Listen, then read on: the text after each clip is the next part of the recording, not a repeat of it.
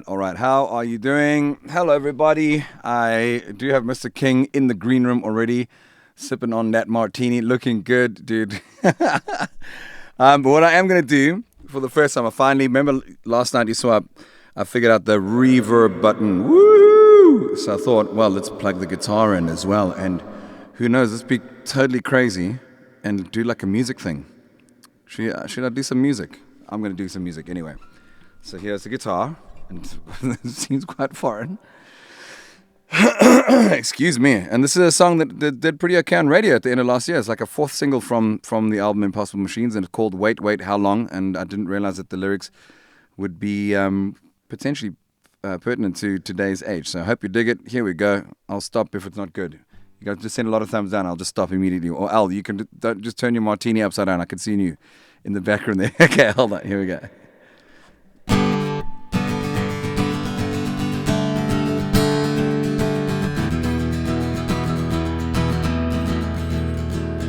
Been dreaming of a perfect world where we live, considerate of who we are,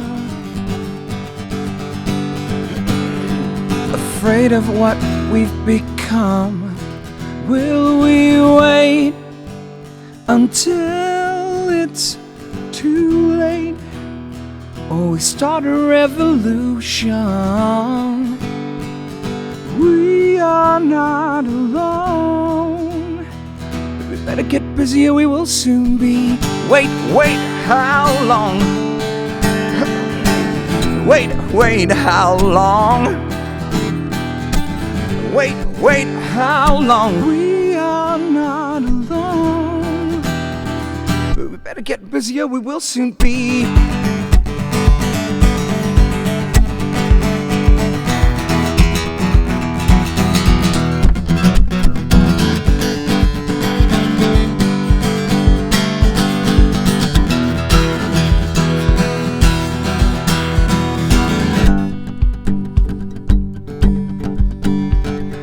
Think of what we leave behind.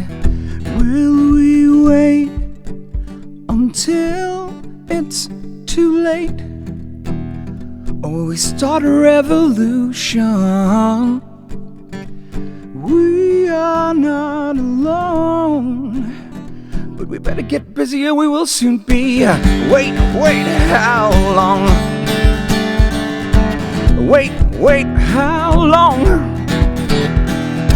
Wait, wait, how long? We are not alone.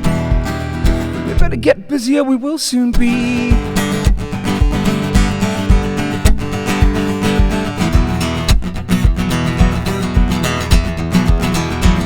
Get up now, don't you wait. Your love can change the world. Oh, get up now, say it loud. Get over it before we lose ourselves.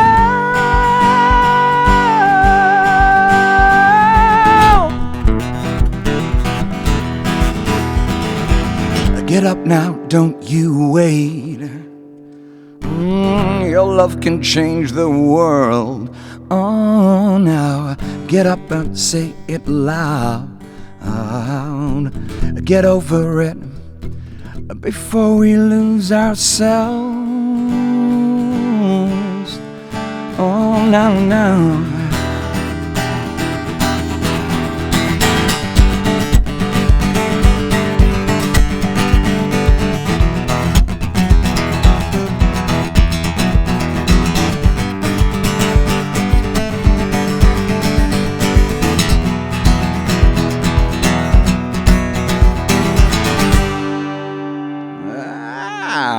Alrighty. Well, there we go. That's the first song ever played. On What Kind? Maybe the last song ever played. Who knows? That's what kind this is. Thank you guys for tuning in. Without any further ado, let me introduce tonight's co-host and guest and friend, Mr. Alistair King. Let's see if we can even get you in the show, because it always works in soundcheck and it never works live in the moment. Hello. Hey, Art, how you doing, man? There we go. What? Yeah, you're good. You're I live. hear you. Yeah, you Loud and clear. Fantastic, bro. Well, that is just fantastic. You look fabulous, and you shared with me. It's not fair. You have to have the one latest model laptop that I do. I wish I worked at King James. Yes, he really would be so good. Cheers, too, my boy. Me too. Cheers, my brother. Merry Christmas. Thank you for inviting me. I've been looking forward to this. Quite nervous though, man. It's hard to compete with rock stars, you know.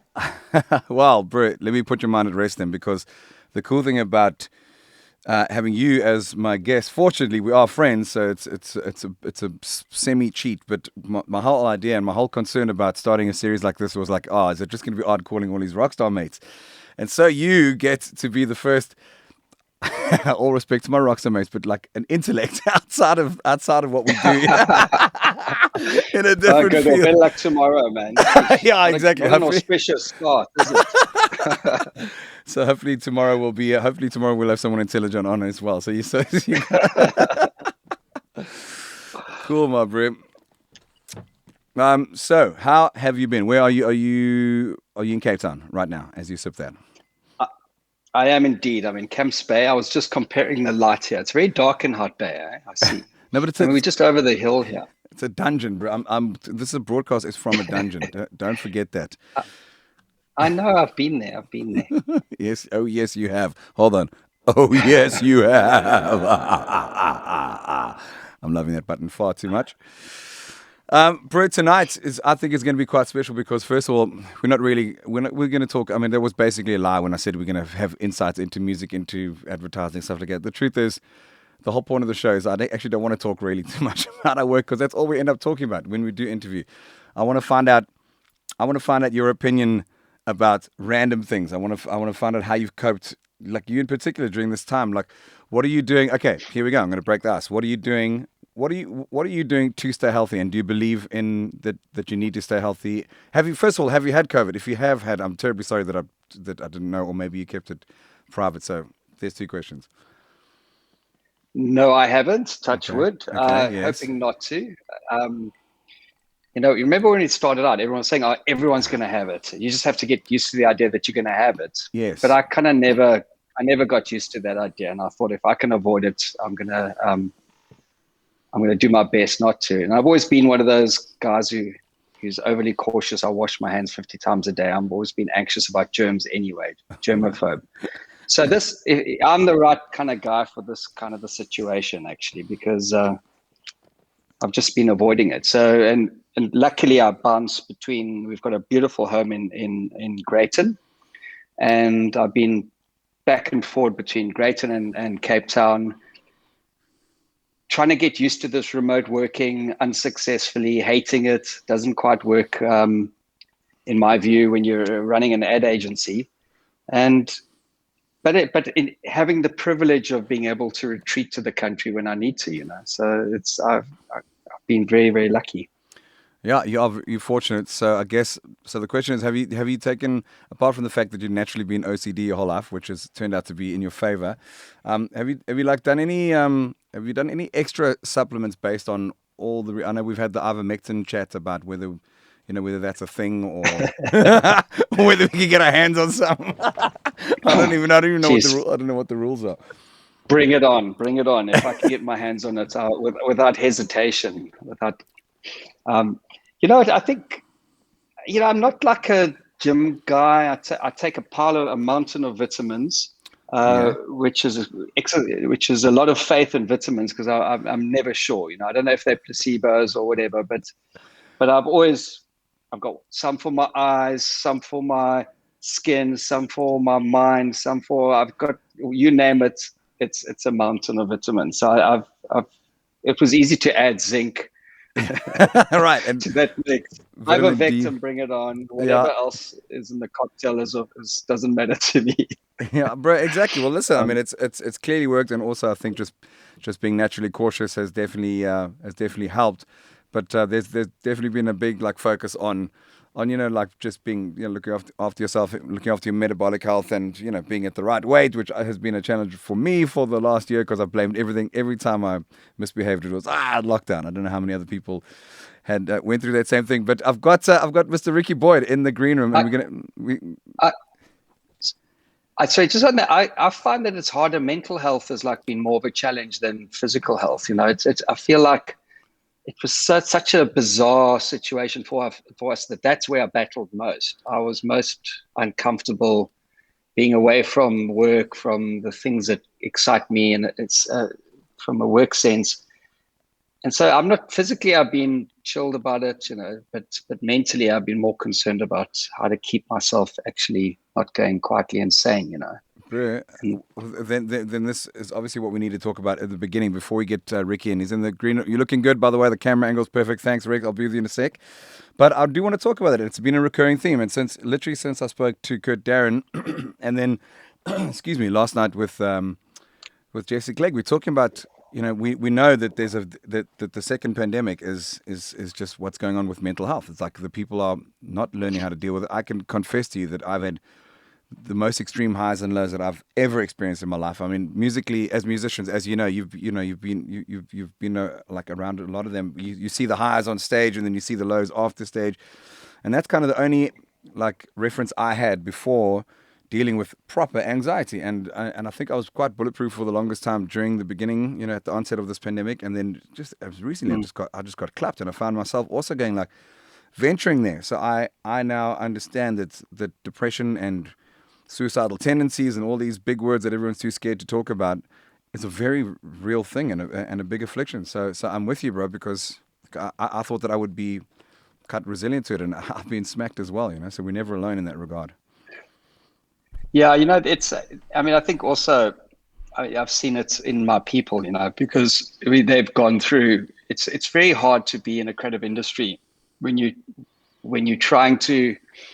Creativity thrives when people are relaxed and excited and stimulated and firing on cylinders. But when you've got this overwhelming pressure, your brain kind of goes into a defensive mode. And I think it's the same for everyone, for music, for musicians, for writers, for advertising people, anyone who relies on their imagination Yeah. to make a living.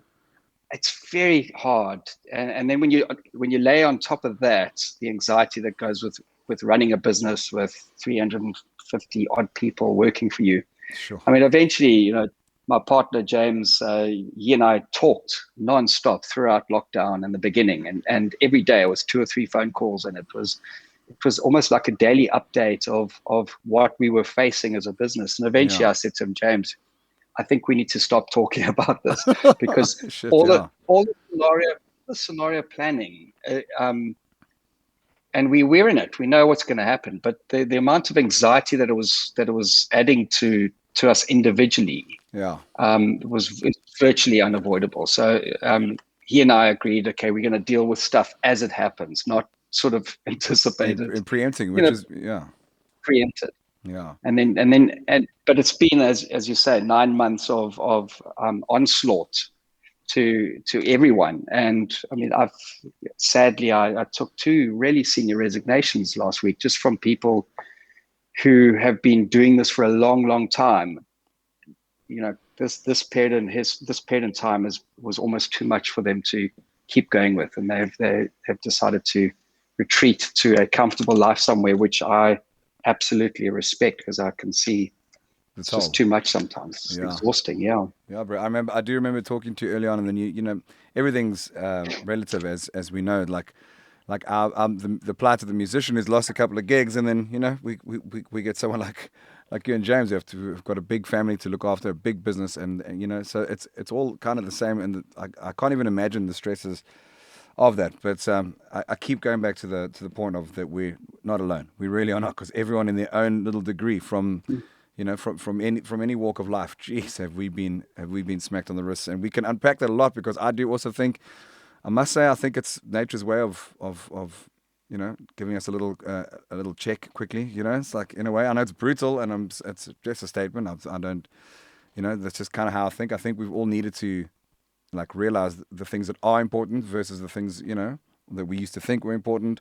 Although, have you had any of those kinds of like aha moments where you've gone, sheesh, like, so, like, obviously I know you've always been a family person, but like now you go like, goodness me, that is, you know, that's everything, as opposed to whatever else we thought. I don't know. Yeah, absolutely. I mean, what I can't get away from is how much I love working and using my mind and being surrounded by like-minded people, because that is kind of energizing in a way that's hard to explain, when I'm surrounded by other creative people and we're solving a problem. And whether, you know, and I've always said the greatest privilege I've had in my life, in my career, is that I'm surrounded by the most extraordinary creative talent from everything, filmmakers, editors, everything. I've never been short of exciting people around me.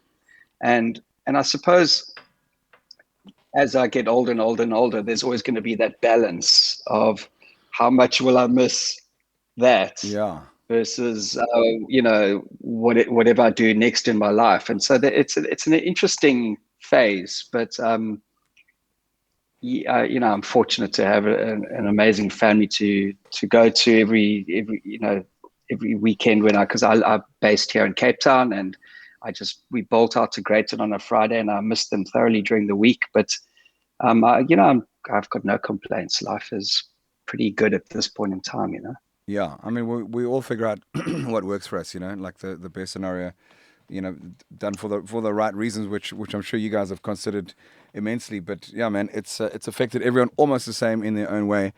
So I just want to quickly just say you are a part of one of the guests tonight who happens. I was so fortunate. I remember sharing it with you earlier on, going, geez, I might even have a show, because, like, think about what I'm trying to do. And thanks again for also being one of the first to validate and go, yeah, bro, I actually enjoyed that. And that was one of the shows with Ross. It was just technical nightmare from the word go. And you're like, and you know, if Mr. King says he found it entertaining, then that kind of validated it to me. So there's a very cool sponsor who've come on board called payjustnow.com.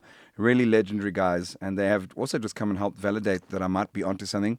So I really appreciate their support. And so tonight, Ali, you're going to get to give 5,000 Rand away to whoever you decide. I'll throw you a couple of comments, a couple of suggestions. If you have a friend, a staff member, I don't mind. Doesn't even have to be related to the exact comments in here. But that is your gift tonight that you get to do. Thanks to payjustnow.com. Yeah, which I think is pretty cool. So without any further ado, let me get Ricky. Oh, can I also just say, those who are logged on, I'm so grateful. Thank you for the amount of views. Can I ask you a big favor? Just, if you can quickly go now and just share it, or create a watch party and just put it on your page. Somehow share it. I'm still so new to this. I don't know what the best way to do it is. And I'm open to all sorts of suggestions. But here we go. Let's get Ricky in. Let's see what the sound is like. Ricky, I hope you got headphones. I have indeed. How's it going? Hey, there we go. Hey, how you doing? Hey, Ricky. Man, how you doing? That face. You said wine. Oh, let's start off with a cheers, gents. Let's start off with a cheers, man. Cheers, guys. I feel I have to introduce Ricky though. You can't just come in and talk. You have to give some context. No, you absolutely. In fact, I'm going to remove my face from this. Even check out. Okay, go. So Ricky, I think you've done just about every ad I'm really proud of in my life. I think you've been involved in. And Ricky's an editor, and he's had one particular influence which I don't think he even knew about at the time. But I was fortunate enough to be dragged into the record business, the music business. And my good friend Anu Carstens had been making music and playing it to me. The Nude Girls had split. And one day I said to him, how much does it cost to make an album? And he told me, and I thought, ooh, that's a little bit rich, but I think I can do it with a mate. And I'm going to start a record label called, which we called Play-Doh. And we put out an album called Another Universe. And Anu likes to tell everyone that he picked Another Universe as the smash hit. But if I recall correctly, the album kind of was released, didn't do much at all. Couldn't in those days. If you didn't get record play, you got kind of no exposure whatsoever, and it was picked up really kind of cautiously by the various stations. And suddenly, out of the blue, I got this phone call to say that the company I used to be in, Ogilvy, had decided to put Another Universe on a soundtrack, on an ad for Touareg. And am I correct in saying, Ricky, that you're the one that picked that song? Sorry, I have to come back. I miss you guys too much. Carry on, Ricky. Yeah. Well, I got to give you a bit of history on this. At the time, I was quite new into the editing side. I was living in a commune with a bunch of surfers, and they were huge Nude Girls fans. And I didn't really know the guys. And then his solo album came out, and the guys were playing it, and I wasn't too impressed. And I think it was in 3 or 4 weeks it had fallen off the charts. But there was one track on it which kind of caught my attention, and I thought, hey, that's a really cool track. But it already dropped off the charts. And then I was approached, and I was working on that particular ad, that VW ad, and I thought, geez, here's this local artist. Local is always good because the client will buy into it if it's locally normally, and I really dug it. So I thought, sure, let me just put it forward. And look, every ad's different. That particular one complemented the track. That might have been a bit of luck or a bit of genius on whoever's part, but it really worked, and the rest is history. I just got to tell you one little story. About 2 years after that, I was at Kirstenbosch. They had those concerts. Yeah. And Arnie was there doing his solo thing, and Another Universe came up, and something I had done, and I'd confessed to you about this, Al, how one often has to cut the track up to make it work on a 60-second format. And I chopped this thing up. Especially when there's a few dodgy lyrics in there, you have to sort of cut around the lyrics, don't you? Yeah, and look, so we work with the highs and the lows, but I didn't know what I was doing really. I just chopped it up how I saw fit. And anyway, so we're in Kirstenbosch 2 years later, and singing along, everyone's having a nice glass of wine and enjoying it. And eventually Another Universe comes on. Everyone stands up and starts getting into it. And Arnie goes into the first chorus, and everyone's singing along. and I'd cut out the middle chorus. So the entire crowd sang straight into the third chorus, and Arnie's singing alone on it, and everyone loses interest. That's from your doing, from your edit. Yeah, the power of the editor. Huh? Ouch. But Arnie's forgiving me. I have.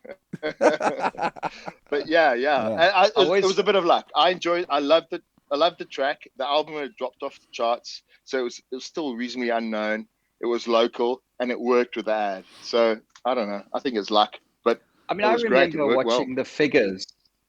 I remember watching the figures because we hadn't sold a lot of albums by that stage, and we must have sold 30,000 albums straight after that. Well, not straight after. Over a period of time. But that song, that ad, pretty much created the success of that entire album. And I've always, even when I was involved in the music business, I found that I kept saying to the labels that we were dealing with, and especially the publishers, that they don't fully understand the relationship between publishing and me and the role advertising can play. So they were looking to charge big sums of money for a track, but not realizing that if they gave you the song, it would probably make big sums of money in the sales back in those days.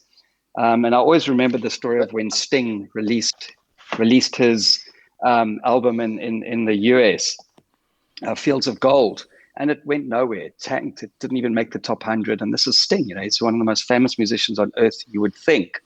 Didn't get any airplay in the US. And eventually someone bright went to Jaguar and said, okay, here's the song called Fields of Gold. We'll even put Sting in the car for free.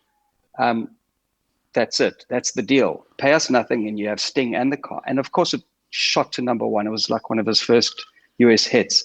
And that's the power of that advertising can carry. And it's the thing that the music industry has never fully understood, is that someone like you can pick a song, slap it on and create a megastar.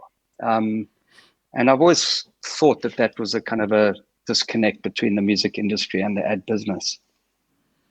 I suppose it can be taken advantage of, though. So, it's how do they know they're backing the right ad?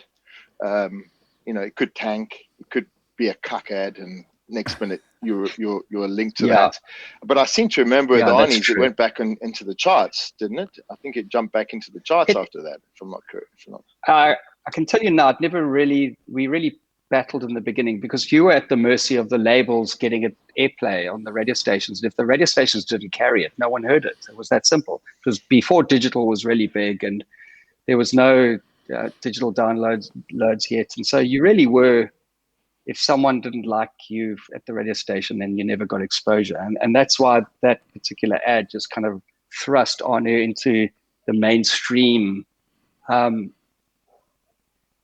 I've always been thrilled at that ability or that power that we have when you pick a song and you put it into a really good ad and people just love it. It's the combination of visuals and music. It's not just the music, it's that becomes associated with good production values as well. So could I ask from the musician's point of view, is both of you separately, we'll start with you please, Al, as like, so are there any like traits or like distinctive things that you look for?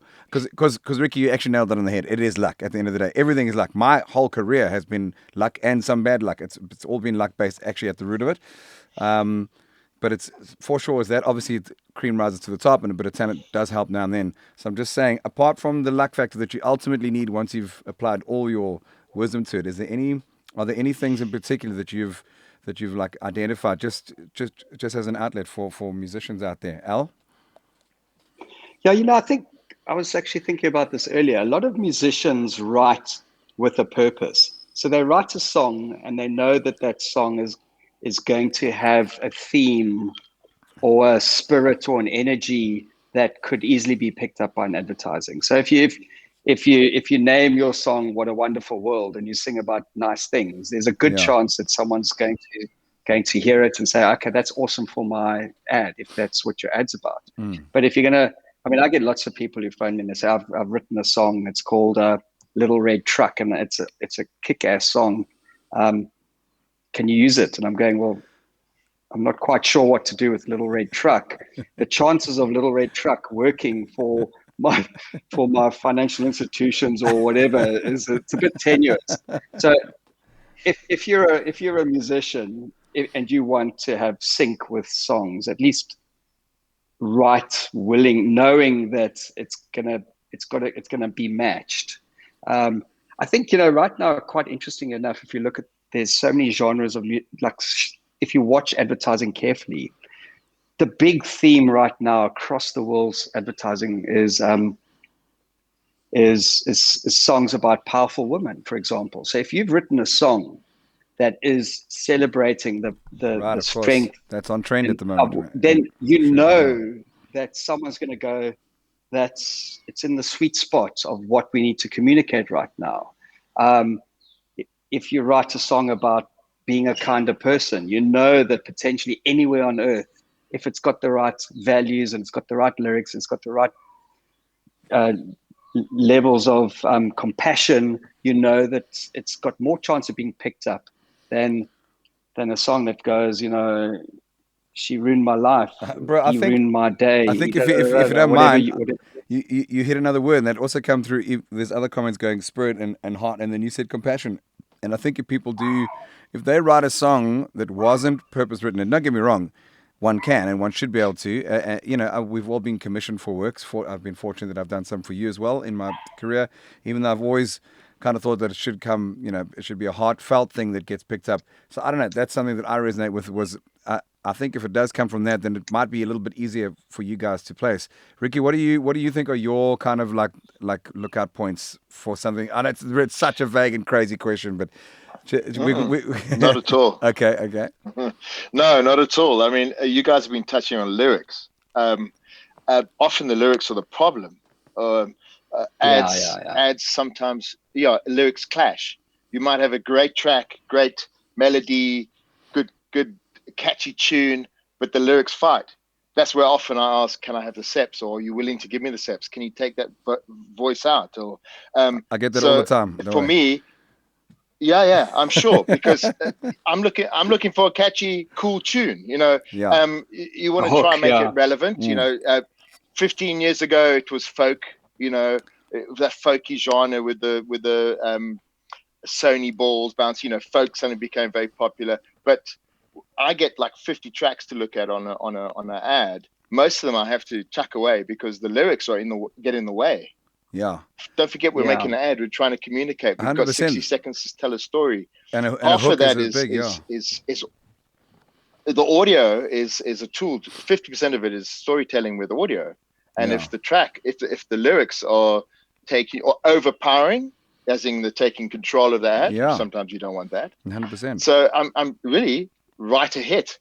I know I say that. No, if we could, you wouldn't be doing for ads, but that's what I look for. I look for, hey, that's a really cool track. But that's a lot of hits. The lyrics get in the way. A lot of hits have been made because ads, as Al said, supplemented the whole project, as you did with Honor and the Sting example. So it wasn't a hit until it had that final acknowledgement of that placement as well. Do you know what I mean? It has the power to do that, but to be able to place it, say I do 10 ads, only perhaps 2 or 3 of them require a strong vocal element, whether it's relevant or not. With another university, it was sort of vague, or the genre was loose enough that it complemented the story. But most of the time, it gets in the way. So when I'm looking at a track, I'm looking for a catchy tune, a cool melody, or something fresh, something different, something with elements. And I can talk about this in depth. But it's so hard though. It's a 60-second ad or a 90-second ad. You've got to have ups and downs and pauses, and and often a commercial track wouldn't have that unless you took the 90 or the 3-minute track and looked for those elements. So you guys are touching on the lyrics and the vocal aspect. That's secondary to me. I'm looking for the melody and the lick. That's interesting. It's as powerful for sure. If not sometimes the most powerful. We often say, I remember having these conversations with Anu, and it's like, you also, before that, you used to try to write a song for the audience that you thought you just to try and get radio play. So you would try to write a song that you thought would be appropriate for 5FM or whatever. And it's a terrible way to write music, because actually you can end up writing a song for an audience that may not transpire anyway. So, it's a catch-22. I always just said, just write the music that comes out of you, and don't expect to sync with an ad unless you're prepared to write the lyrics that fall into those things. And some bands nail it every time. There are certain bands that just they ELO. Every single ELO song has been used in an ad because their themes were just universally happy. It didn't get dark. There was no line in there that you had to cut out because it was an awkward line. It was just, the themes were just universally joyful. So throughout history, ELO has been the go-to band. Moby was a go-to band for a long time. Yeah, of course. But all of those examples, Alistair, the vocals weren't dominating. They weren't over. They were almost secondary. you know. That's a And strong so that point. allows all the other elements in there to come through. So Moby particularly, I remember the Or 15, 20 or years they're ago. just so memorable or so familiar to us that you just have to play the chords and then people remember the rest of the song around it. You know? Yeah. Yeah. Mm. Speaking of a chord person, guys, I've got Mr. Theo Crous in the house, and we're going to see if this completely destroys the whole broadcast because I'm streaming from a dungeon on LTN. This it might crash all of Hout Bay, so we might. But Sam, let's just have a look. But you have to remember how to greet Theo. Okay, we'll brief us. Tell us, Al. No, you'll come on. Okay. Ricky, you may have to move your phone landscape if possible when we go into this environment. Check out let me just see first before you do it. Yeah, you're gonna have to do that if possible, please, Ricky, just so we can get there we go. Achania. Hey, yes. Basically, all my friends only call him Achania. They go, is Achania available to play golf? Careful, Ricky. Ricky, no. I drafted. Sorry, boss. Sorry, bro. He saw me and he was like, "This is yes, yeah." Yes. Ali, come. This is you, the co-host. You have to introduce Mr. Crous for us, please. So Theo and I became really good mates when Anu and I became good mates, and the Nude Girls had broken up, and I was fortunate enough to tag along with the Nude Girls on a tour of the UK, and we spent lots and lots of evenings lying in our bunks beds talking about Theo's life, which is absolutely mind blowing. His stories. Right. In fact, we should just make this his show because I agree. I'm leaving again. I'm going. Yeah. We all our lives. I've been following this show that you guys straight are up putting dull. on here. But soiree. It's another insight into music. I tend to gravitate to musicians because I start to understand what they love and what they do and what they feel. And Theo, one day I needed this soundtrack for a band called 2020, and it was this big, and I heard in my head this guitar in the distance and it was wailing. It was a bit like The Edge. It was haunting, and then I thought, there's only one man I must call, and it's Theo Crous. And so I picked up the phone. I said, Theo, have you ever done a soundtrack? And he went, yeah, but not really. I mean, I could hear you. I wanted to make the money, but I didn't want to say no. But I didn't want to lie. Lose the opportunity. So it's like, maybe I've done it. Maybe I've done it. So I had this conversation. I said, okay, this is kind of what I'm thinking, and the ad is 45 seconds long, and and off you go. And 2 days later, I got the soundtrack, and he'd absolutely nailed it. He had just like, and I was like, it was perfect. And there's a bit of technical stuff. You can't just spit out a music track, and it's got to be, you've got to fit it into the ad. And come on, Theo, you should spit it out, man. Get your shit. He nailed it, but he's got some stories around that soundtrack. It's funny. Remember the guy that edited it was the guy that did Doctor and Z Boys. That's the guy that edited the movie. He also did Sound City. He edited Sound City. Yeah, he did. He was incredible. Well. He was in the USA, yeah. And Theo calls me. Yeah. Okay, carry on.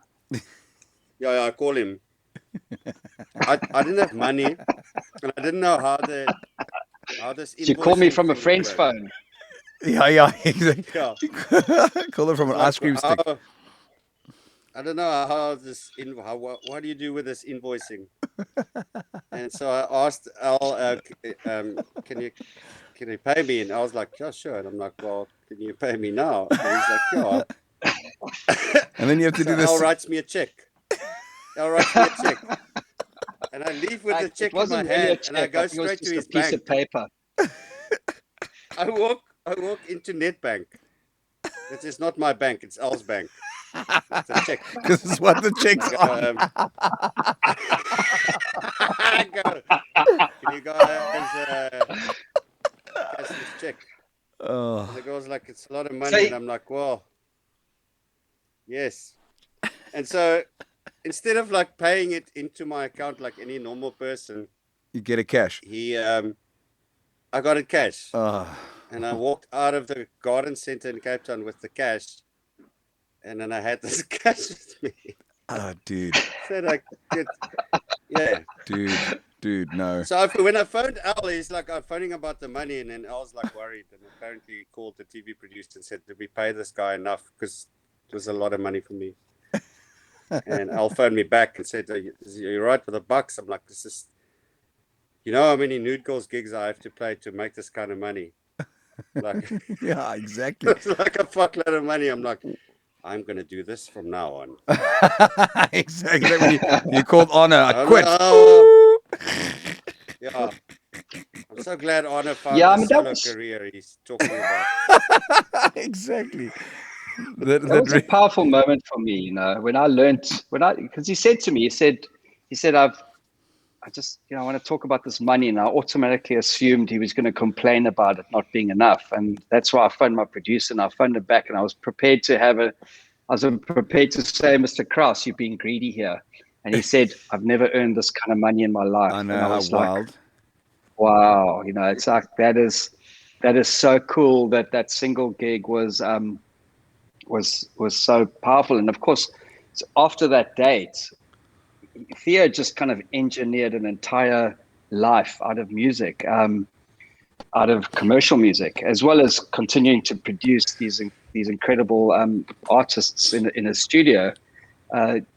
Theo's sort of become the go-to guy on so many across the country. It's really been an incredible thing to witness and be a part of. And You're now, the only guy Yeah. that say that. When I speak to Ricky just rips me off. He's Ricky- like, when I phone Ricky, he's like, look, man. Ricky, defend yourself. You Just gotta give me the seps, man. You gotta- Just give me the seps. just scrap the vocals. yeah. Cut the vocals out, It's the bro. ultimate insult to the musician when he goes, listen, man, you're never going to get this right. Can you just send me the separates for the stuff so I can fuck your music up even more? And you don't know what's going on. But we know And we it always normally call starts Theo off and we with a say, silence. I have to speak to Paula. And this producer, I speak to Paula, and then there's a long silence. And then because he's busy, And then when he gets on the phone, he's always pissed off busy. because there's people want stuff. Yeah. Yes. It's the music.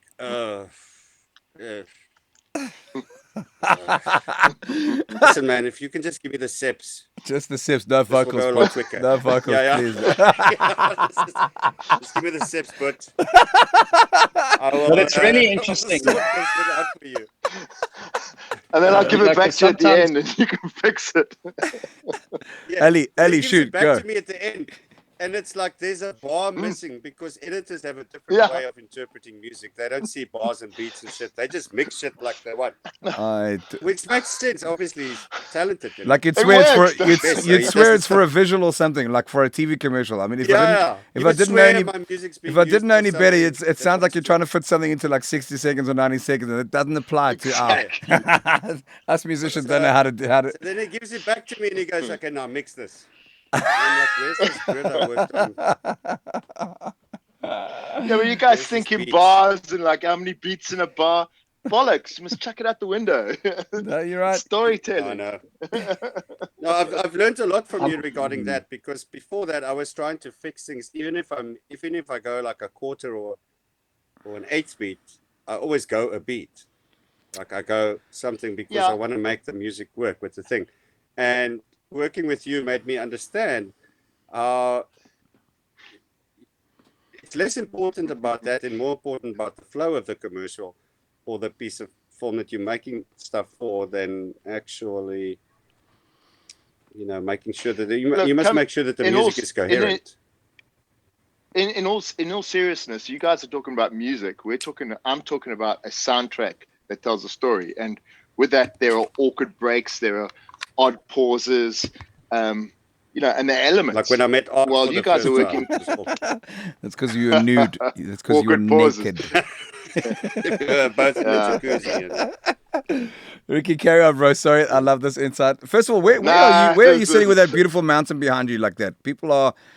Can you imagine a person from Joburg or somewhere right now? God bless anyone who's tuned into the show. But where the hell are you? That looks amazing. I'm right next to my bride.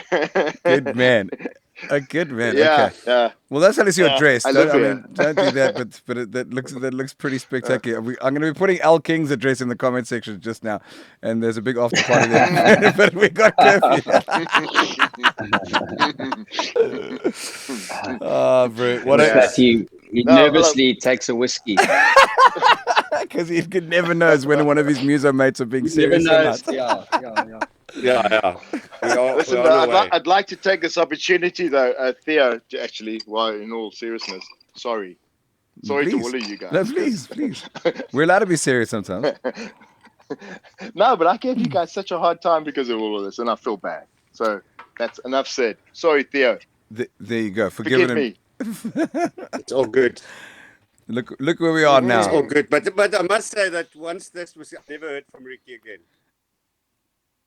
It's over What? now. What do you mean? Is he dead to us? Okay, Ricky, you're dead. We block you on. No. Oh, I don't know. You got to be more clear, Theo. This could be very controversial. What are you sorry. talking- we love Ricky to pieces. No, I love Ricky. Oh, he's gone. Theo's taking. He's AWOL. He's gone. I just Let it I'm out, going Theo. out now. I'm leaving. Where you going? We're in the middle No, of it. I was animating, but now I'm back. Okay, that's okay. So what were you saying about Ricky? Let's No, I get was back to saying that. that after he explained to me about the music, I never heard from him again. Yes. Yeah. And rightfully so, because you didn't write it correctly. You didn't get your 60 seconds and your 90 seconds. You fucking caused him too much shit. I wouldn't call you either if you did that crap. I'm just kidding. Times are tough. You guys talked about I had corona. Oh shit! And Yes, I wanted to talk. I wanted to bring that up. I'm on the bull sperm. I'm on the ivermectin. Are you really? Yes. Okay. Yeah, I didn't want to Bull bring sperm, that up but myself, but I know, but you should have reminded me. I definitely would have Yeah. asked you. I didn't know, Theo, so I understand we all go through it at our times and deal with it as we should. But how are you feeling? What can let's depart into something personal for a little while. We've spoken agency stuff and we'll go back to it. But like how was that journey for you? Very quickly, and like what side effects do you have? Well, not very quickly. Like take your time. Side effects. Yeah. Your coat's looking really shiny, by the way. And then that's not to mention your conditioner, bro. Yeah. I think I need some of the stuff that you use. This ivermectin thing. Yes. This was ivermectin. very- Yeah, you told me last night that you were feeling that you were better, and then Anu told me this morning that you were feeling sick this morning. Are you better or are you sick? Oh, jeez, bro, that's a don't know, but recurring it's like a recurring life, question, like- Alistair. That's been the Yeah. It's like my life. No, but I I'm you down. can't put on a brave face on one person and then put on a are you But I know better? if I talk Because like I was that, worried I know about if I you. talk like that to, I know if I talk like that to Arno, you'll feel sorry for me.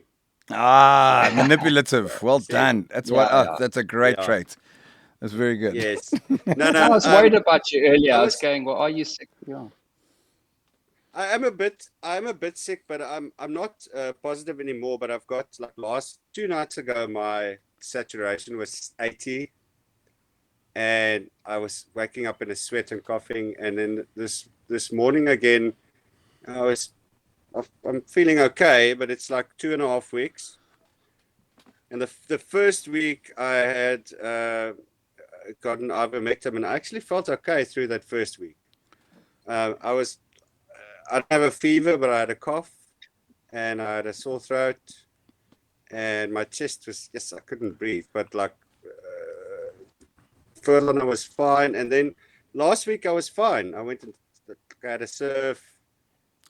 Will you explain to me what does the saturation thing mean? Is that I don't know. Sorry, bro. I haven't been. Oh, so your 80% saturation. Percentage of your blood, your oxygen. On the oximeter. So it went to 80 because apparently anything below 90 you have to go to hospital. Yeah, so mine was 80 last night. Last night it was 80. Yeah. Okay. Or 2 nights ago was 80. Okay. And that's after you've been on ivermectin. Yeah. So right now, so the stuff doesn't work. 94. There we go. Okay, and that is coming from a chronic smoker. I mean, you are a smoker. I think now is the perfect time to segue into what a really good friend for you does on a trip to Indonesia. Show everyone what I've bought for you to help you because I care so much about your lungs and. Okay, exactly. Except this isn't going to be a free advert for ICOS, which has now become. So just to say quickly, me and Art, we went on a surf trip, and Art buys stuff, but he buys gadgets like whatever the newest iPhone. What kind of gadgets? Not newer than yours, Al. Makes a thing with a circle and can blow a thing and Art has it. Yeah. And he just spends time and then he came back with the ICOS. He said, I bought you ICOS and he bought me smokes and it was so cool. And I smoked the first 2, but nothing came out. It's not like a cigarette. So I'm like fucking smoking and fuck all comes out. Let me share that story quickly. I have to interrupt. Sorry, Theo. So we go to Indo and I buy him this, and the idea of buying an electronic cigarette. Oh, we just had Jeffrey's just coming here. He usually has a camera of his own, but we're a little bit occupied with screen space tonight. So I buy this device for Theo because the idea is to stop smoking, right? And I care for Theo. I care for, like, I've got a story with Ross that he'll tell you this, like I somehow convinced him to stop smoking, and I feel quite proud of it. Don't get me wrong, I do smoke when I've had a few too. So it came from like a place of obviously caring for my mate, but this is the irony and the mania of Theo Crous, which we love him for so much. All that did, it just stopped him because in the daytime he smoked normal cigarettes out on the veranda of our villa that we had, and then now because these are non-combustible cigarettes, now he had another thing to smoke while he was in bed. So I'd exacerbated the situation. Now it just made it worse. Now I just had license to smoke 24/7, where at least he used to go outside to smoke. I think I deserve credit in helping Theo give up one thing, two things. Yeah. I think I was influential in you giving up. Because you only ate chips and drank cream soda for like 5 years. That was your diet. And I managed to get you in to see the number one nutritionist in the whole country. And she said to you, you have to give up chips and cream soda. That's right. And I've never seen you drink cream soda or eat chips ever since. So it's like you're slowly changing the man, I think. It's funny. I went to this doctor, and I go to the doctor, and she goes, she's trying to. Are you drinking cream soda right now? Can you imagine that? No, it's water. And she goes, she's talking about my diet, and I'm like, well, it's chips and droewors and stuff. And she goes, is that it? I go, yeah, well, a burger, but mainly that. And she goes, and it was so weird. She said, well, look, this is really simple. I don't think she's ever had a simple, this is not difficult for her. She said, look, if you stop eating chips and you stop eating droewors and you stop drinking fizzy drinks, you will lose weight rapidly. I mean, that must have been mind blowing. It was almost like I didn't believe it. I was like, really? The amount of research that must have gone into that diagnosis. And I went like, really? She said, yeah. And there are some brilliant people out there, Al. I mean, like this, some of those people at the very top of their field who just know how to identify a problem, and they just. I don't know how they do it, but time and time again, they are spot on. Nailed it. Ricky, I'm gonna divert quickly. For that I'm gonna divert. I want to ask Ricky. What have you been doing So Theo, I'm so glad that you recovered. I'm glad that you're choosing IQOS rather than cigarettes. Of course, we all send love and stoked that you're good, bro. Are you joking? Ricky, have you been looking after yourself? I know it's a random question. Have you been doing more supplements than not? What's been your kind of defense to get through this time? Or Well, not at all? it's quite interesting to hear about the ivermectin. Yeah. I received a package in the post today. I think it was 50 milligrams. It promises to get rid of my ringworm and my coat will be shiny.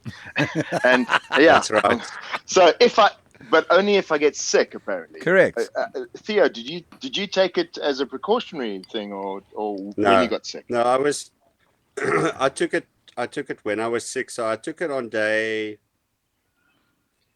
I got sick on the Friday, tested positive on the Monday, and I started taking it. I felt so bad that Monday night, and then I started taking it on the Tuesday, and it's weird. I started feeling better like very soon after I took it, and I had to take it like 2 mils for 5 days.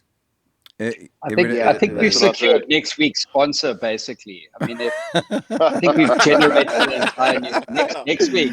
This broadcast brought to you by ivermectin. Ali, I thank you for reminding me because I do have to just quickly 2 seconds, guys. I do want to give some beautiful love to these folks who have supported me ridiculously. Check this website out. Al, I'd actually like to hear your opinion on this concept because what they've done is they've provided people 3 installments to buy what you normally have to pay for upfront, and so we've all been clapped. And I think they've made it. I know they've made a deal with the retailers, and they've worked it out that people can pay for whatever products they normally would want interest-free over 3 payments. So I think it's pretty cool in this day and age. Pagesnow.com, like as a concept, what do you? I mean, I don't know. Like it's a wild question to ask you as a creative, but I think that's pretty damn. It's a cool thing.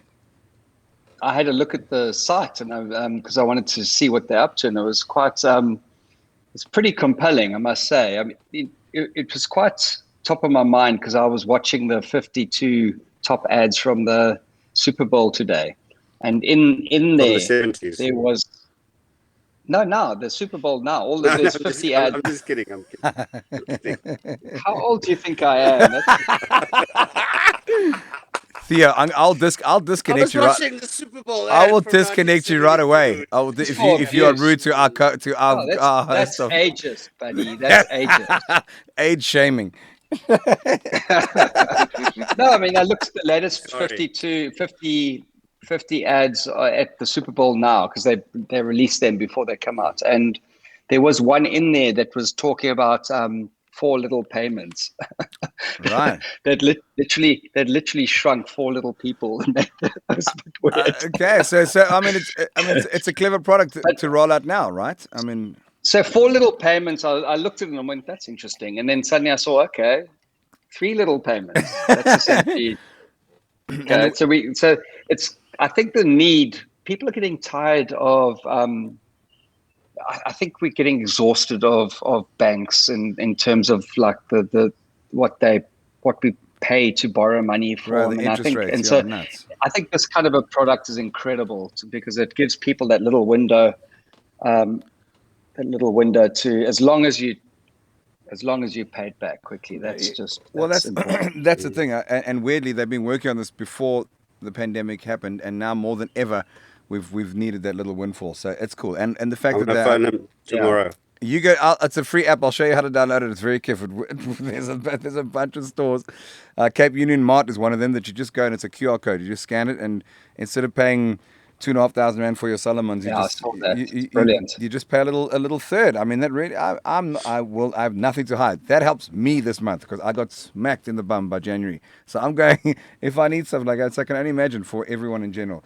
Anyway, it's cool. Like I said, it's quite interesting. I went just on this. I walked into my chemist on last week, the 3rd week of Jan, and we all know what December and January does every single year. You've got that big stretch where you have to, like, the last 2 weeks of the month is amazing. And he said to me, he said, "Oh, this COVID's tough." I said, "Why?" I thought the numbers were coming down. He went, "No, not the numbers."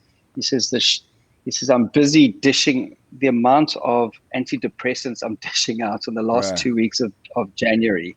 He says the anxiety pills, he says, it's gone off the scale. And it fascinated me that one of the consequences of this really tough time is anxiety and depression rather than just the actual COVID itself. 100%, bro, and that's been a recurring factor all the time. Is to try and stay headstrong through all of this, and even like I regard myself as a happy-go-lucky. I always have been. It's the only reason. It's the only. Don't you start, Crous? You not after my second. Not so lucky. Not after happy go, not terribly lucky. Yeah, he's talking about my golf game now, and that's not fair. So I'm just saying. I'm saying in general, I have been. Like and I have been relatively impervious to the matters of the world because I've always lived in this little bubble of just luck. It's all luck and right time and right place. And then recently, and so I look back and I go, geez, if I've been smacked by this, and I know Ricky, you've also, I mean, we've got crazy stories, bro. What we've been through in our personal lives. Never mind this, never mind the pandemic.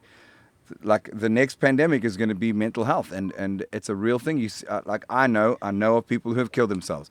I knew them. I've hung out with them. They are no longer here, and it's now getting as close as it is to having one of my best friends who's had COVID, and I've got now a few of them who've had it and they're fine. And it's a thing that's slowly encircling us, and I think it's a concern and a consideration, and without getting too dark, it definitely is. It's the next pandemic, I can tell you that when I had COVID like 2 weeks ago, that a big part of my sickness was being so anxious because I'm older and I have a pre-existing lung. I've got bad lungs because of smoking, and my anxiety was because of that through the roof, fucking charts. Yes, because you COVID, believe that in your mind. Yeah. So eventually after 6 days when nothing happened, but it was kind of mild, I was like, oh, like I waited 10 months. I didn't wait for it, but and I had so much anxiety for this, and then this happened, and it didn't turn out to be, I was fortunate that it wasn't as bad as some of my other friends. But I can tell you that half of that week was me being anxious. Yeah.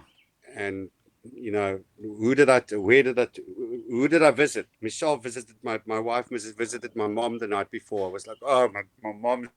No. Yeah. It's my dad, and, all that kind of stuff goes through your head. And you start phoning people. Like, who did I see? What people did I see that's over 50 that, yes, no. Yeah, and the weird thing that I've realized is that obviously initially the concern was the elderly, and I've just now heard stories that it's relentless. It's just tearing through every demographic. Like the general idea is that being unhealthy and more overweight is like a higher target area. But sheesh, it's relentless. It's like it used to be like protect the old people, but now it's clapping. It's clapping everyone. If it found you in the surf and on the golf course, especially where I've seen you venture out in the golf course, if COVID found you there, then this thing is sneakier than we ever dreamed. Because I've seen you. I mean, you are well hidden. They hide in bunkers, and that's where Theo spends a lot of time. It was there. That's the thing we don't talk about enough. It's hiding. That's how it looks like. Bunkers. Exactly, bro. You know that Alistair's... Muso's... Is it your stepdad, Al? Al, is it your stepdad? Yes, my stepdad, yes. So Al's stepdad, Teddy, is my golf coach. You got a golf coach? You... I don't know how to... I don't have a swear button. You beeping bastard. Reverb. You got a golf... You bastard. I can't. and that happened. I grew up. I'm Zimbabwean, and so my stepdad Teddy Weber was captain of in those days the Rhodesian golf team in 1979, I think it was. And my neighbor sorry, my neighbor, Nicky Price, used to live with us in our cottage. Oh, yeah. And so I grew up in this golfing family, and I don't know how it happened, but Theo just suddenly, Teddy said, "Oh, I'm teaching Theo," and I was like, it was a random, when two people you love just happen to have. Did you tell? Did you I'd say warn him? less at the Did you time. warn him of? Did you did you give him a little heads up of the challenge that awaits with the young delightful Yeah, because crowd? I've seen Theo's Achnia golf shots, that he posts proudly on Facebook. And he And felt I've sorry never for Golf, ever seen Theo. any I've human lost being respect, bro. celebrate his fresh airs. Ricky, you don't play golf. Are you saying you don't? Oh, well done. You know No, I don't play golf. what? Okay. Now listen. I take my hat off to Neither people. do I, actually. I gave it up. I take my hat off to Oh, both of do you. you You know play what? golf as well? I've Do you? used to. I played twice since the original lockdown, and after the second time, I was reminded as to why I've chosen to spend my time wisely, rather wasting it on a boat than wasting it on a golf course. Gotta I ask don't know. you, so if I can Yes, of course. Go. digress. What's happened to your boat? Last time we spoke, you were investing in a Remember? pretty large vessel. Yeah, what happened? Oh my Dude, he's god! You know taking what they people say, out. eh? If The thing it is painted. floats, Shut up, or- Ricky! Don't be that one. Don't be that one. No. Don't be that Rent guy. it. Don't be that guy. We know that. I know You that. can probably see it from where you are, So, Ricky. what happened? If you stand up and look into the DNA, you'll probably see us both. That is The quite thing is correct. massive. Is it floating? still? It's floating. It's What Well, got, happened? no, he painted it. He put an engine in. He took it to Saldai. He stayed in the boat. He had to get the license. He went. It's like a whole thing. And then and people came, and then he stood there, and the wind was too rough, but he went through it, and eventually it's parked right in front of the Cape Grace. Thank you. Not the Cape Grace, Victoria and Alfred. Close enough. For sale. No, don't even joke. When that was finished, he went, "Okay, cool." That's why I got that berth, was to get the highest visibility for prospective buyers. Yeah. You're like the Okay, silent let's Laban. check. Yes, as I Right, can. I think. Jeez, bro. Yeah, it's been. Do you know that there's a it's been studio nuts. on that boat? Art? Did you get that studio going? I have. It's up. I've got it going. It's not He's 100% actually up. on the boat now, right now. I'm currently recording from inside the boat. No. So my other sub sponsors, fortunately, are Yamaha. They've come on board in a big way, and they're busy kitting it out for me. And I've got monitors and stuff like that.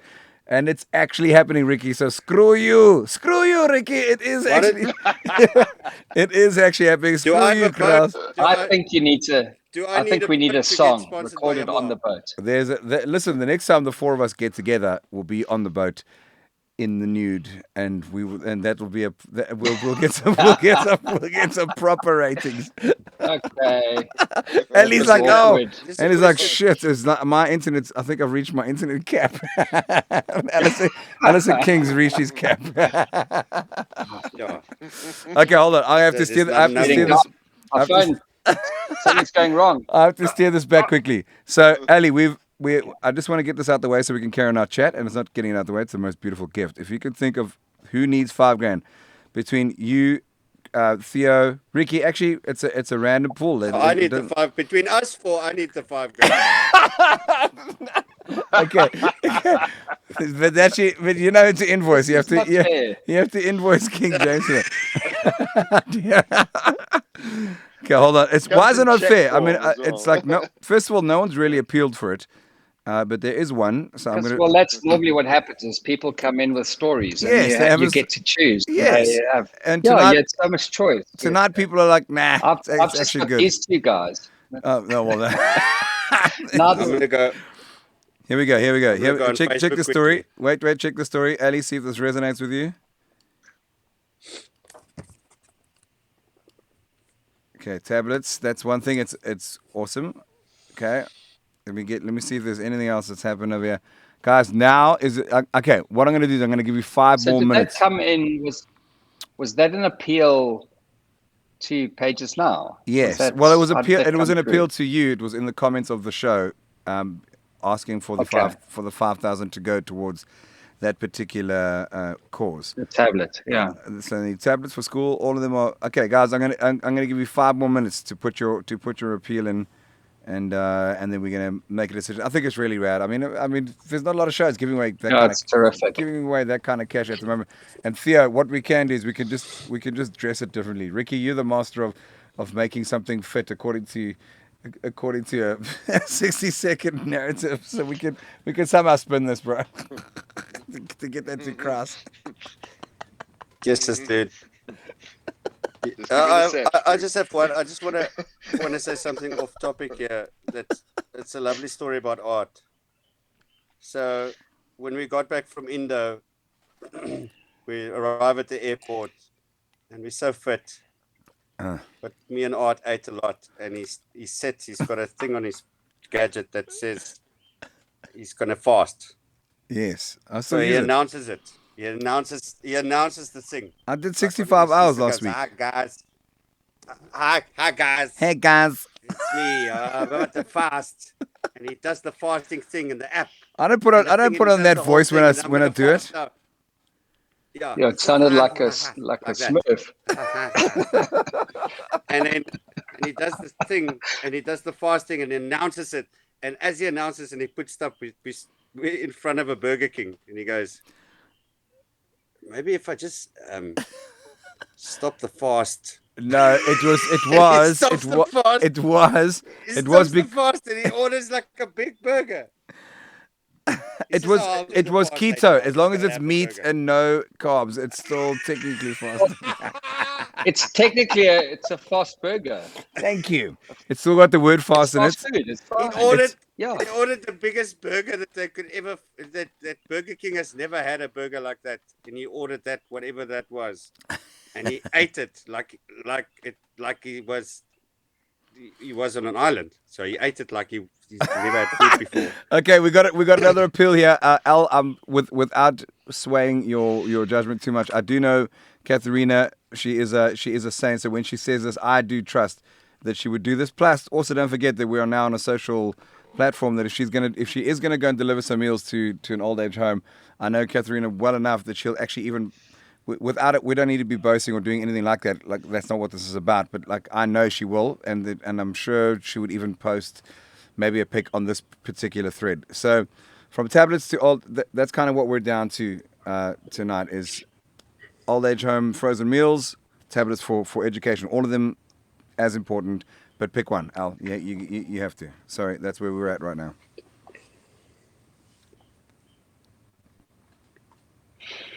No, man. Choose wisely. Don't fuck this up, Alistair. Yeah, that's terrible. I don't want to be Alistair right now. Like, do I give? Oh goodness. Okay. Yeah, I think. Do you want 5 more minutes? Because we got time. Is it possible to match it and put $5,000 to each, and my company splits it? Is it like a co-sponsorship in a sense? I think so. We give out 2 prizes. We give $5,000 to each, and I'm happy if my company matches your sponsor's generous offer, and we do that together. Bro, I think that's the raddest thing you could ever. Is that okay? I think it's incredible. It's cool. I'm so sorry, Brian. Your comment is coming too late, but Al's already done it. We had 2 people asking for it. Tracy, you are going to be honoured for the tablets, and Catherine for getting the food to that old age home. I think it's rad. What a wonderful feel good thing to do for yourself. And Al, thank you, bro. You've always been very, very generous. I think it's super cool of you. And you know what? It is the least we can do. We are lucky as much as we can plead poverty or plead any kind of thing. We are very lucky to be here tonight. The 4 of us in particular. I know we've had an exceptional story that has allowed us to participate so easily in tonight's in that little mission. So I think it's awesome. There it is. Thank you very much to pageusnow.com for initiating this. And that's cool. What a very cool part of the show and segment to go through. So will you guys get a hold of us? Tracy and Catherine, and we will honor that for you, courtesy of pagesnow.com and King James Group. Al, you're a legend. Okay, now let's get back on to breaking fast. I never. First of all, where is a Burger King in Indonesia? Let's start with it. That's how I know you're lying. It was Oh, the airport. Jakarta airport. Oh, fuck, you bust me. Okay. You're walking into the airport and you're like, I'm going to do this fast. I weigh 92, whatever. Yeah. 90. Bro, you don't understand. I got my I weigh 91 now. I got my cursor hanging over the end call button with you, Crous. That is the power that I have if you do this. By the way, I am going to have Theo Crous is actually going to be a co-host of mine as well, because we have a lot of stories to share on what is tonight mine and Alice's show. And well, who knows what the rules are. I'm sorry, guys. No. There's some weird, creepy movements happening here. Oh, Ricky's gone rogue. He's gone rogue. Yeah, I'm gone. No. Someone said, make sure your battery's charged. I wasn't listening. Oh, shit. Okay. Yeah, Tell me, wait. I did Ricky, tell you. Gonna have you happen. been busy? Have you been busy? Who, me? Ricky? Yeah. Can I be totally honest with you? I've actually, you asked me how things were going. I've actually taken a bit of a step back. Hold on a second. Let me just get this. Yeah, Right since now taking a step back, because it looks like you're taking a step back. Right Looks like we're taking a step in. But that's good. hold on, I'm getting there.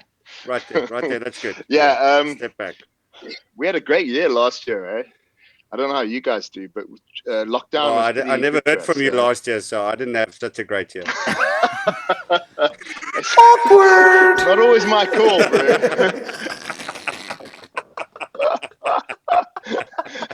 We got to talk after this. Porkies.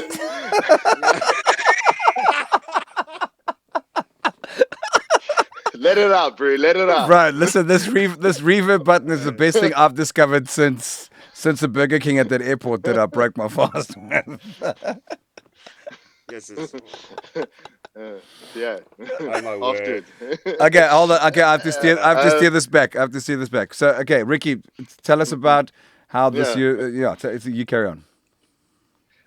Yeah, well, basically, last year was great actually for us. COVID.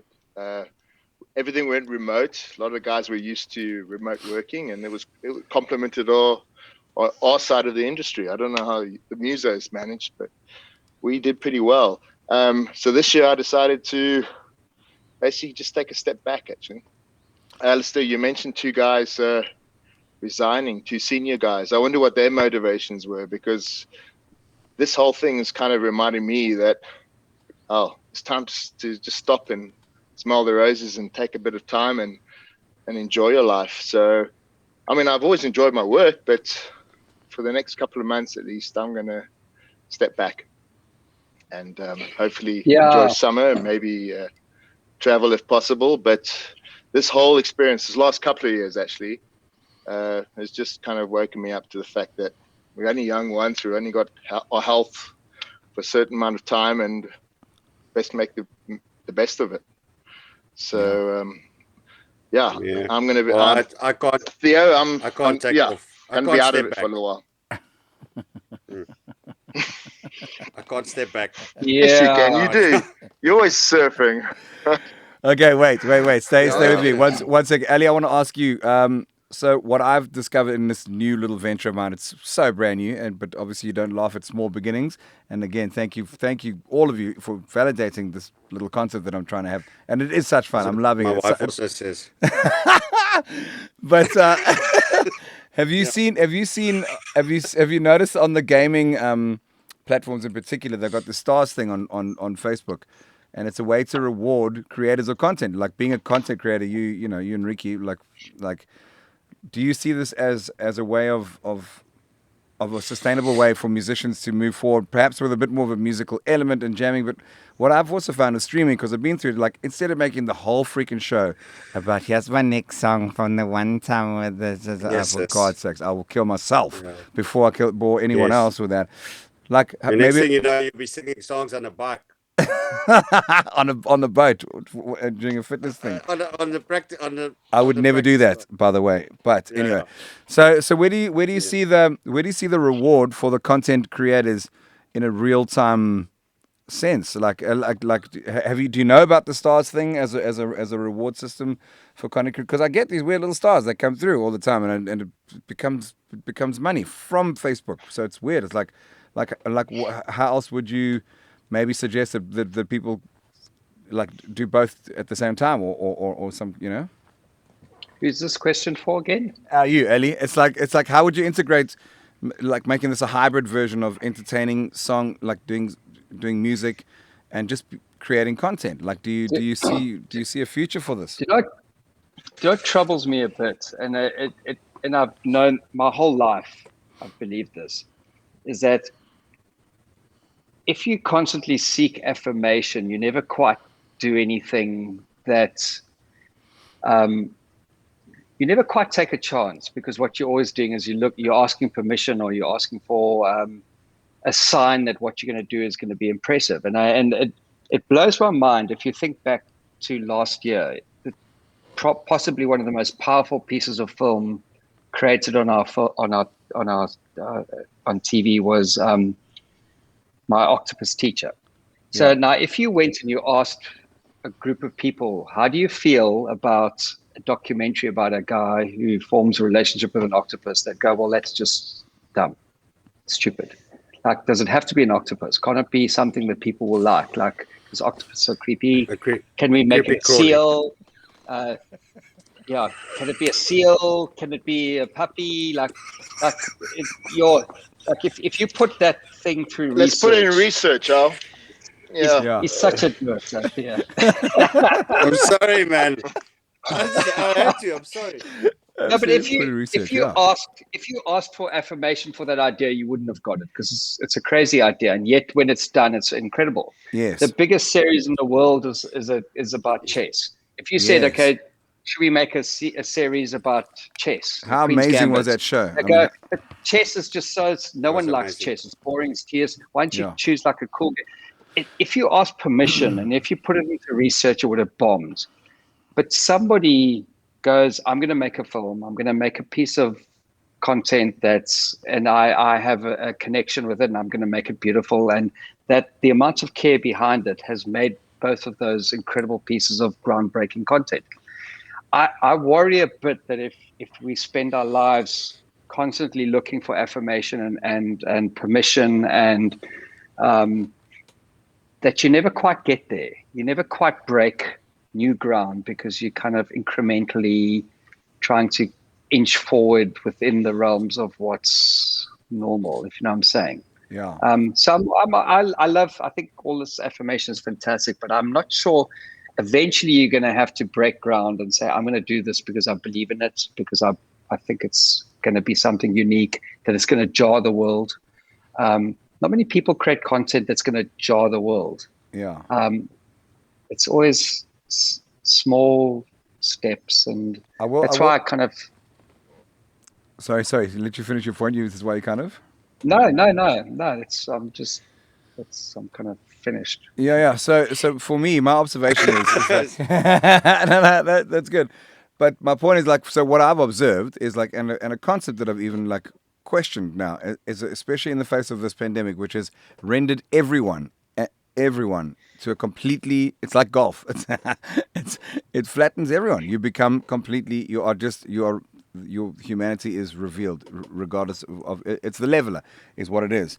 So what is celebrity anymore? Like, that's a massive thing that I've looked at, like, in the past. Like, we put a lot of emphasis on celebrity and social people, and you're like, oh, they're cool. And now all of a sudden, you know what, they get sick, and they all of a sudden, a lot of people's worth and opinions, so worth is wrong, like, just take it from where it's coming from. We all have tremendous worth, but, like, it's not the celebrity factor and consideration does not exist. We've been whittled down to humans, which I think is actually the greatest thing ever in the world. Yeah. And so now what? Do you know what I mean? So that's kind of where I'm at. And for the first time, we, like, getting on and self-promoting, going, hey guys, check my new song, and I've got a new album dropping in it, and if you click the link and the first 3 people going to download it, like, fuck that self-promotion. Are you joking? Like, what are we? I might not be here tomorrow. Like, how are you, Theo? Are you allowed? You know what I mean? That's where we're at the moment, regardless of what we've achieved, taking nothing away from it. But this is the world that we live in. It's like, it's now compassion based. It's like, do we care? Able to give some money away? Amazing. That's a side thing, actually. But for me, the truth of it would be, regardless of anything else, it would be stoked. I'd be stoked just to have this unique connection with you guys, because we truly, like we used to, we took it so for granted. The last time we met was on a stoop at the Mount Nelson Hotel, and now we're not terribly sure when we're going to do it again. Theo and I used to play golf 4 times a week. Don't tell anyone. That's probably why we broke. But but you know but you know what I'm saying. It's like, it's changed everything, bro. So I don't know. I don't even, that wasn't even building up to a question. That was just an observation. The most important thing, not to be cliche about anything, is relationships with anything that you do, and love for each other, relationships, how we treat each other. And I think, somehow in the social media sphere, the way we treat each other has become lost because we're so far apart. We're at a distance, and we talk to each other on keyboards, and we kind of lost our humanity there for a second. And I think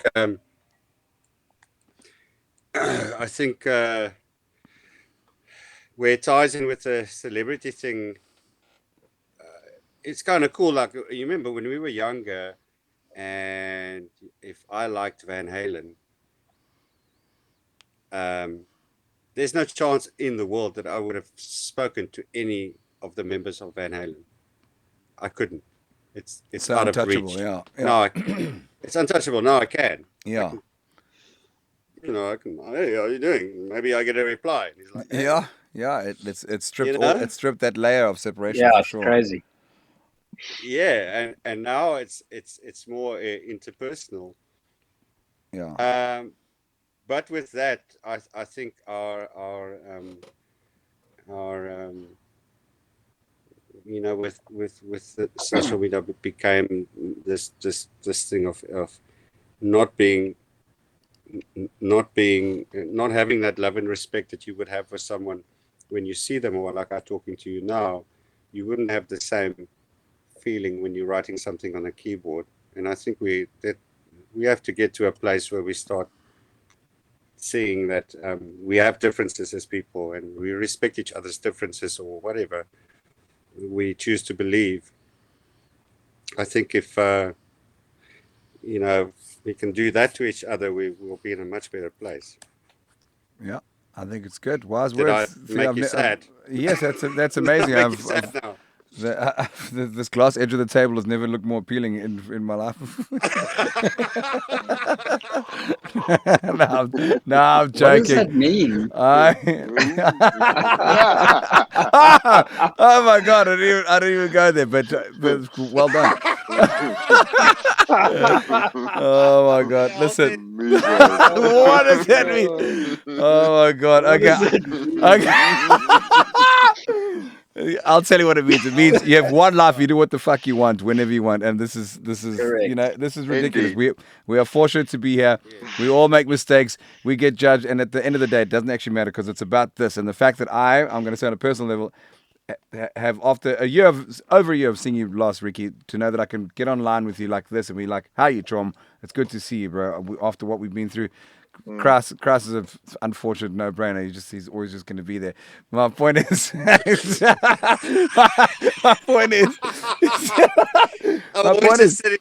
point is to have the ability to be able to do this. Still, is like, it's for me. It's just the greatest gift, to know that you're out there. And even though we're doing this in an online thing, which is not as tangible as we'd like, I think it's rad. Do you really? It works. I'm going to throw a question here.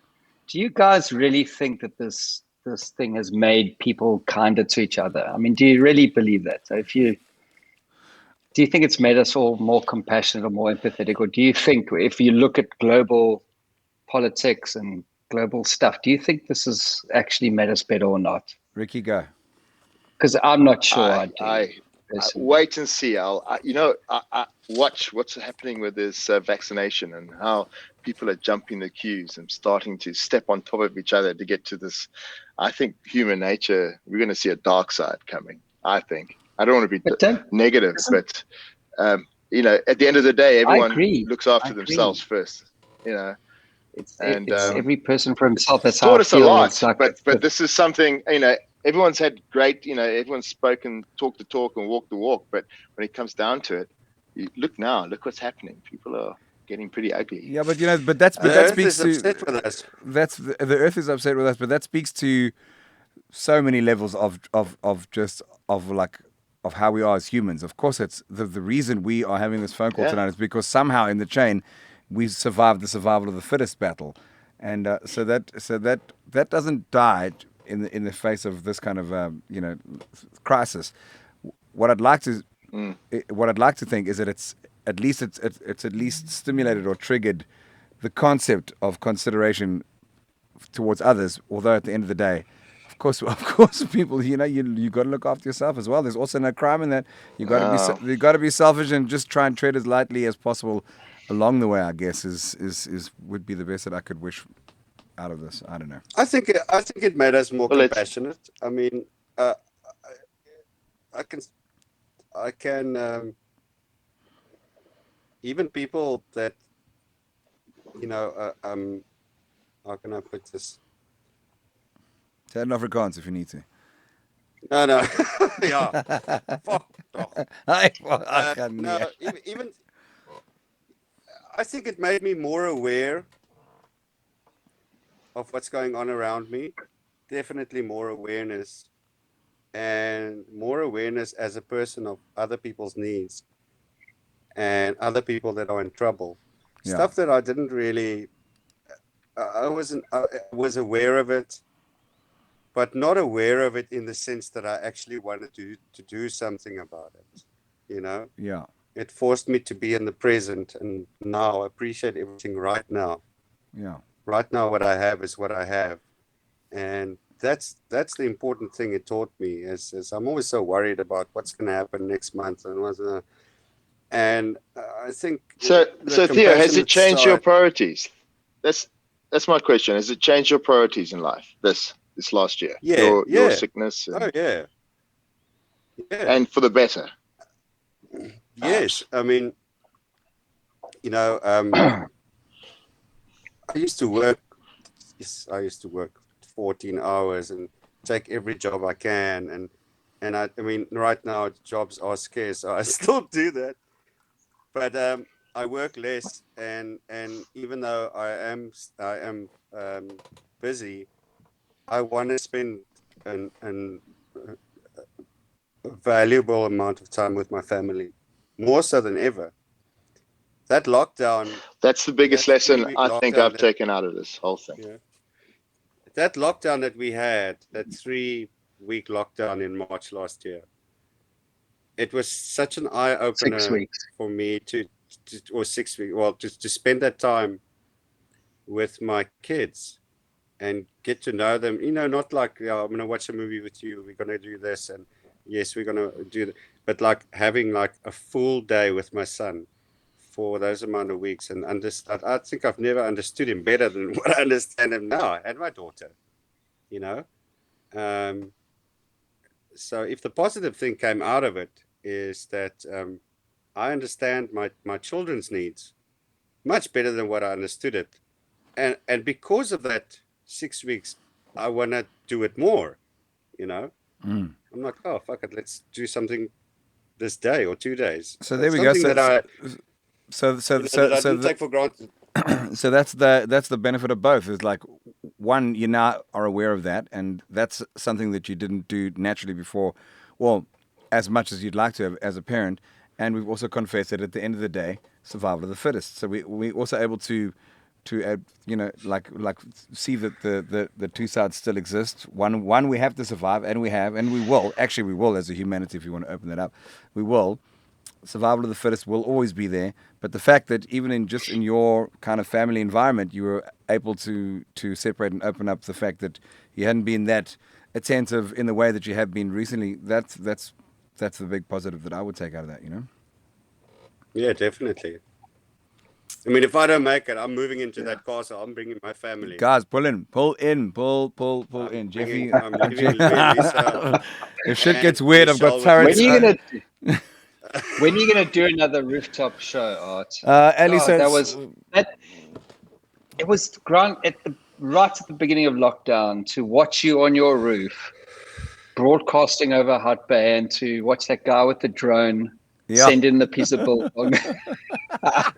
That was like, how ridiculous. That was just iconic. And the lady that had to drive was circling the block in her car trying to get to see where what an incredible thing that was. Can I stop you guys there? Art, can you explain to me, are you living in the castle in Hot Bay? No, not the one on the hill. Don't forget that I'm a South African rock musician. So that doesn't fit into my immediate budget until I start. On the hill. It's the Bachelor Castle, a little bit. It's a small castle in a side It's in the road. valley. Yeah, it's in the valley. It's definitely it's not that one. It's on a side I road. remember that castle up on the hill. What's going on with that castle on the hill? Witch Widow. It's still, I don't know. It's had a legendary place that was. It's had a bunch of iterations. I know they were doing a lot of parties there, and they do. It was Airbnb'd, and it was a venue and all sorts of things. But yeah, I don't know what that is. That's one day when I grow up, when this part, that'd be cool though, hey. When we get to like 200 concurrent viewers every single show, then I'll start putting in a little bid for that castle. But until then, guys, I'm gonna slowly start wrapping this up. Theo, I'm gonna give you big love and tell you that I can't wait to have you as a host, and I can't wait to play golf with you soon. And there's big love and respect, definitely from everyone in here. Thanks for joining us, my boy. Please send love to the family, and I'm very stoked that you're putting through this. And don't forget your mind, bro. You've already got through the worst. Don't allow yourself to talk yourself into your shit. Okay, so you're good, bro. No, I won't. Lekker oaks. Okay, my boy. Lots of love, Theo. Love you, Theo. Love you guys. Cheers, Chom. I love the shiny coat, bro. I mean, how rad. Theo, are you kidding? What a jewel. And Ricky, bro, thank you for joining us for most of this. It's been perfect. Fortunately, being in the tech world as you have been, you figured out how to make it work, and it's amazing that it can actually work, considering my internet line that there hasn't been any troubles with that. So that's also been awesome. So Ricky, bro, come see the boat. Seriously, text me. You got my number. You're gonna freak out. I'd love to. She is beautiful, and I've told Al when we're going out, and it's that fine day will happen, and I look forward to having us all on board. So I'm gonna say goodbye to you before I ended with Ellie and I. Ellie, any last words to our Ricky? Good to see you, Ricky. I've missed your face. Don't venture too far away from the editing world, please. Okay, we'll miss you. It's a small sabbatical. That's it. Bro, long may it live, as long as you need. Guys. As long as you lead. Lots of love. Cheers, Ricky. Ciao. Cheers, boy. Cheers, buddy. Ali, shot boy, that's been good, bro. I've one or two more things I could speak to you about if you still have time. I don't believe you have. I do indeed. I don't believe you have people knocking down at your door right now. No, I've still got a third of a glass of whiskey. There we go. So do I. Conversation. So do I. One more cheers. Thank you very much. And I'll say it again. The camera. Yeah. Point to the round thingy on the screen. Yeah, just one more time. I want to thank you for, also just having been a cool, first of all, mate, regards to all of it, and then having been a nice guide into the world also of what you do. I've never had access to it, and thanks for believing in me in the few commissions that we've had and times to work together. That was a very cool validation. And now again with the show, to have someone who's outside of my usual Rolodex, and so you are the first, by the way. Well done. I said this to you during lockdown. It's when you sit in my position and you kind of get to make music, you gravitate to the people in that moment that are going to carry the mood of what you're trying to pull off. And I mean, I've been incredibly lucky to work with people like Ray Peary, who was my absolute God way back Yeah. since university, and I got to work with Ray Perry and Sipho Sticks Mabuse, and I've always gravitated to people at any given point in time. I worked with Renee Feldsman in the early days when I was such a massive fan of Via Africa, still am, by the way, and she's moved to Greyton. So she's my neighbor there. And I called on you several times over the past couple of years because the way you write music has a particular heart to it, and it's the kind of thing that ad agencies look for. Is like, okay, if I want to write music in that genre or carrying that message or that kind of spirit, who do I turn to? And that's, I think musicians, they may not realize it, but they're busy constantly cultivating a temperament that people notice, and this show people notice, and the way you talk about life and the way you sing in your music, and that stuff matters. And it will count when someone picks up the phone and says, I want you to write a song about this. And I turned to you a couple of times during lockdown because your particular perspective of the world was kind of really important at that time. So I'm thrilled that you asked me to be on the show because it's got all the right energy, and it's the kind of energy we need right now. Oh, bro, thank you, bro. Thank you. No, I love to hear that. I do sense that I think a lot of people also want to have an idea of the human behind the name, in so many ways. And also just a side congratulations, you built up such an empire in your own right, and with the group and with an amazing team. But also people want to know what is the heart that exists behind. And I've been fortunate enough to know, we've hung out in personal capacities where our industry is the last thing that comes up in our conversation. So I've been privy to it. So it's just been nice that I've been able to also just reveal the mate that I have in you, and for people to see that, it's a different side, which, we always think that we need to be portraying or justifying or validating or carrying on. So thanks for coming and being vulnerable and just it is what it is. And having to listen to Theo's rants, I mean, it's a tough thing, like I was the sweetheart. The nutters in my life are like the best part of my life, actually. It's like if you're going to surround yourself with people, make it interesting people. And Ricky and Theo and all the other people I have in my life, including you, are the best nutters on earth. So thank you. My boy, thank you. What a wonderful way to end this. I'm going to send a lot of love. Thank you. This is my third night in a row, and I'm so glad I'm only podcasting again next week because the weekend is upon us. I still need to get through the podcast. Brought to you by Ivermectin, the wonderful supply of defense against all mechanisms of COVID-19. I think my next sponsor needs to be Vaseline for sure. After January, definitely. Cheers, my friend. Thanks for tonight. My boy, lots of love. Everyone who tuned in. Yeah, no, it was fantastic, and I'll see you soon, and hopefully we'll get a little great mission in there, and we'll chat later. Thank you, Ali. Will do. Lots of love. Alistair King, everybody. Cheers, man. Cheers, my boy. Bye. Well, what a jewel. What can I say? This was awesome. It's all a wing and a prayer at all times. So I can't thank you enough for tuning in. Thank you for listening to the first song. If you missed it, I played a song in the beginning of the show. It wasn't that great, but I finally figured out where the reverb button is. Okay, that's the whiskey talking. I'm going to sign off before you ban me from the internet. If you could do me one favor, if you could just share it on your platforms, create watch groups, and just let people know about it. I do have guests coming. Francois van Coke coming on Wednesday, this coming Wednesday. That's a big one. And then I'll announce the rest of the lineup going forward. Don't forget that I do have a boat that I'm trying to manage, so we're not going to be able to have a lot of stability with regards to structure or timings, because it all goes according to the wind a lot, and that's how my life has been. Oh, you missed Jeff, shame. I can't get the camera going tonight, but Jeffy is right here, as he always is. So that's it. I just want to thank you so much for tuning in and supporting, and to the sponsor one more time again, payjustnow.com. Please check them out, guys. This is legit. It's an actual really, really cool thing. Go and try it out. The app is easy. Download it for free. You get immediate credits and 3 months to pay interest-free for anything that you want. That's me signing out. I will see you again next week. I've got a weekend ahead of me. The boat beckons and the weekend beckons. Thank you so much for tuning in.